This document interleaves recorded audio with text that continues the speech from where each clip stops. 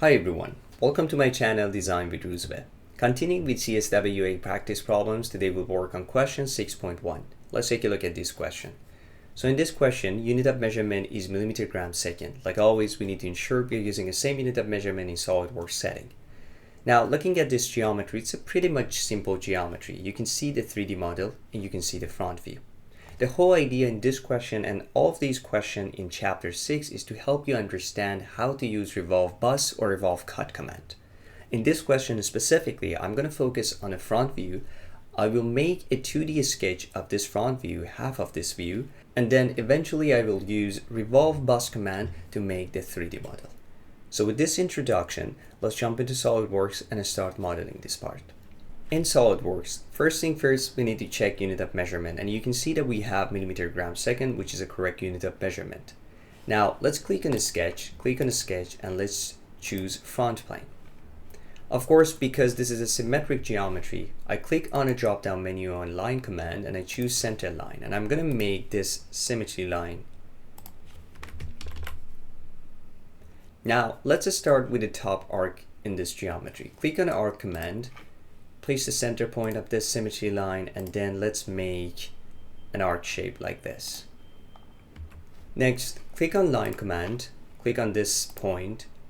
Now go to right, and here, because I want to change the command to arc command and I want to have a tangent relation, I move my cursor out, I move it back to here, and now I have the arc. Then go to left, and that's it. Next step, I want to have another arc. So click on arc command, and then let's make an arc shape like this. Next, I need another arc command. So click on arc command, and let's make another arc shape here. And finally, I can click on line command. I start from this point, I go to right, same thing, move your cursor out, move it back here to change it to arc command. And then now I have the arc, and then I'm going back all the way to this symmetry line. Awesome, so now we have this rough 2D sketch. As a first step, always focus on just making a rough 2D sketch, and then after that, we will try to add relations and dimensions. Okay, so let's start with the relations. First of all, we have this arc, and we have this one. These two arcs needs to be tangent. So click on the first one, hold Control, click on the second one, and from the options, let's choose tangent. The endpoint here, I want this endpoint to fall right on this symmetry line. So click on this point, hold Control, click on the symmetry line, and then choose coincident. Now, these are two obvious relations. There's another relation that we need to add, which is really important. Let's go back to the question, and I want to show you that detail. In the question, you can see this dashed line. As you can see, this dashed line is tangent to the arc, and at the same time, it is passing through the center point of the arc.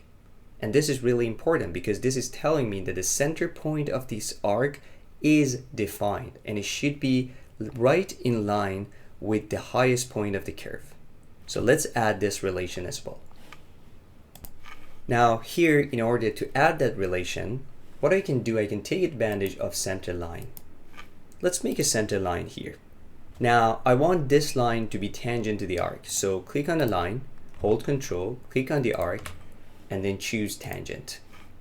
Now, I want this line to pass through this center point. So click on the center point, hold Control, click on the line, and let's choose coincident. And that's it. Now we added the final relation. Okay, awesome.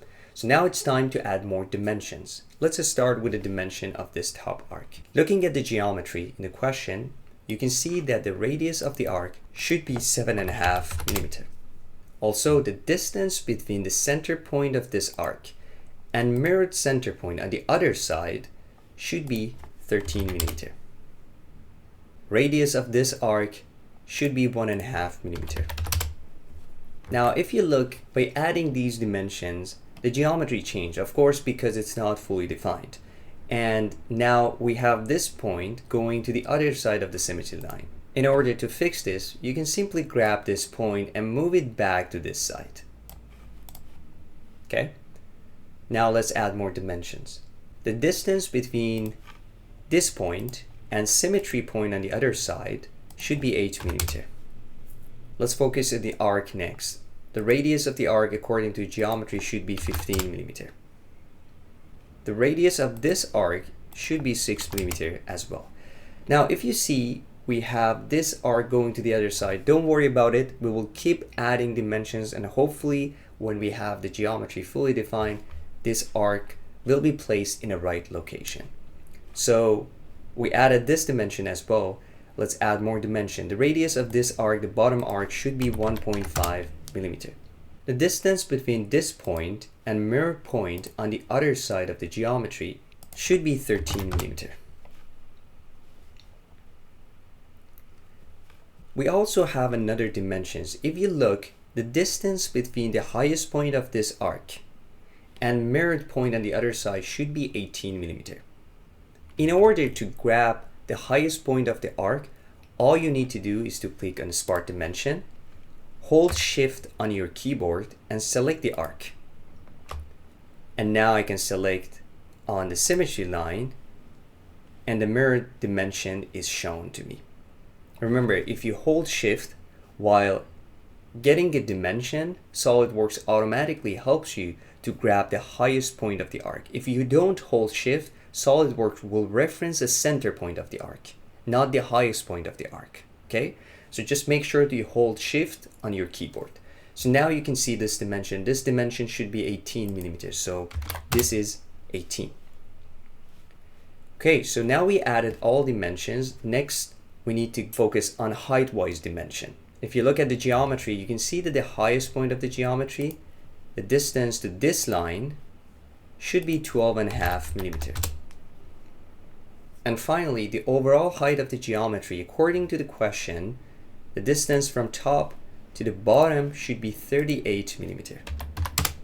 And now you can see by adding the final dimension, first of all, the geometry is getting fully defined, and also this curve that we were worried about it is moved from this side of the symmetry line to the right location. So now you have a fully defined geometry. Everything is ready to use revolve bus command to make the final geometry. Before doing that, let's click on line command and let's close this contour. I click on the top, click on the bottom, and now I have a closed contour here. Final step is to click on feature, click on revolve bus, and then here you need to select the contour and also axis of rotation. So here for the axis of rotation, of course, I need to select this line. The contour is already selected by SolidWorks because we only had one closed contour. If you have multiple contours and you want to select a specific contour exactly like extrude bus command, you can simply click on select contour and choose your desired contour. Here we don't need it because we only have one closed contour. Another point that I want to mention, here you can see the 360 degree. You can choose different angle. In this specific question, because we have a full circle, we have a full round, we need to select 360 degree. But just remember, you can use revolve bus command or revolve cut command with any angle you want. In this case, we of course want to keep it as 360. Okay, awesome. So now we have everything ready. Click on OK, and that's it. That's the final geometry. Now it's time to check the total volume and make sure that this is a correct model. Let's go back to the question and check the final answer. In the question, you can see the total volume here. The total volume that we have is 5,996 cubic millimeters. Let's go back to SolidWorks and check the total volume for our model. In SolidWorks, in order to check the total volume, you can click on Evaluate and then Mass Properties. And here you can see the total volume. The total volume that we found in this model is 5,996 cubic millimeters.